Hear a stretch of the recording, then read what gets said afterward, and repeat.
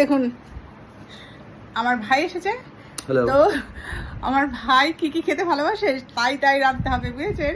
কি কি খাবি ভাই? মাছের ঝোল, ডাটার চচ্চড়ি, সর্ষে দিয়ে আর শাক। শাক।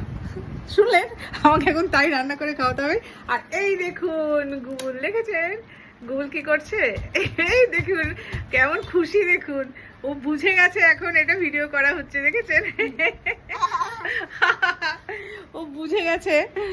তো সেই রান্না আজকে মাছের ঝোল। মাছের ঝোলে আলু খায় না, যেহেতু মাছের ঝোল হচ্ছে ঝিঙে দিয়ে আর বেগুন দিয়ে। দেখুন ঝিঙে আর বেগুন দিয়ে মাছের ঝোল। বলবেন না মাছের মাছের ছোট ছোট পিস। এই দেখুন ডাটা চচ্চড়ি, আর এটা কুড়ে খাওয়ার শাক ভাজা, বেগুন ভাজা আর পেঁয়াজ পোস্ত।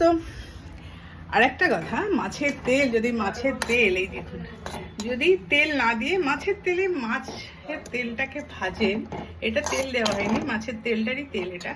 তো এটা যদি খাওয়া হয় তাহলে যাদের কোলেস্ট্রল আছে তারা ভীষণ উপকার পাবে। তো যারা কোলেস্ট্রলে ভুগছেন তারা মাছের তেল এইভাবে খাবেন, কিছু দেবেন না, শুধু নুন একটু হলুদ একটু দেবেন, মাছের তেলটা মাছের তেলেতেই ভাজবেন, কোনো তেল দেবেন না। তো এটা খেয়ে দেখবেন ভীষণ ভীষণ উপকার। তো এই কারণে এটা ভেজে মাকে খাওয়াবো। তো মায়ের কোলেস্ট্রল একটু বেশি। তো এটা হচ্ছে আমার আজকের কাজ। তো সবাই ভালো থাকবেন, সুস্থ থাকবেন, টাটা।